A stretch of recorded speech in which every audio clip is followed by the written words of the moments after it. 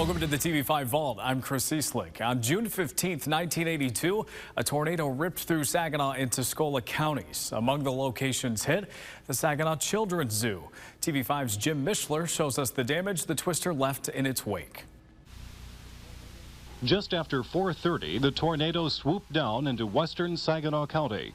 The first building to sustain damage was here, Central Church of the Nazarene on Center. The roof was damaged and a side building completely destroyed. Next to take the twister's wrath was an apartment complex across the street. Buildings and cars damaged there. Then the twister moved east through to Pius Street, leaving this house in shambles. Continuing east, the twister lifted up hundreds of trees and snapped power lines on either side of South Michigan. The twister then lifted up over the river and came down to the city zoo. Several injuries there, but none serious. The zoo may be closed again tomorrow. The tornado continued taking down trees and utility lines until it reached East Genesee, then lifted back up into the clouds.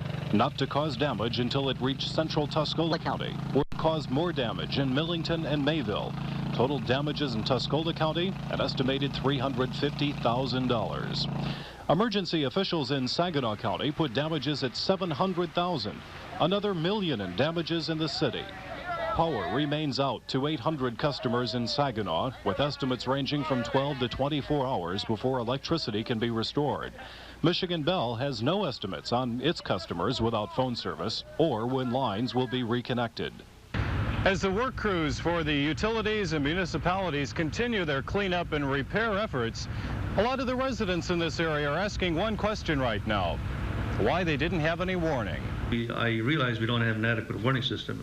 Andrew Dobson, Saginaw's Emergency Services Director, acknowledges the serious lack of warning sirens. On the west side, where we sustained the most damage, why there aren't any sirens there at the present time. Until the city's warning system is updated, the only warning to be heard will be sirens on police and fire vehicles.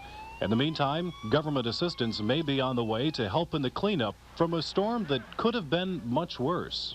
The damage that we saw was not really typical of tornado-type damage. We expect tornado damage to be usually quite more extensive, a lot more structural damage and twisting effect and so on. So we got off lucky then? Yes, we did. In Saginaw, Jim Mishler, News 5. One of the things that stands out in that story is the lack of a warning system to notify everyone of the tornado.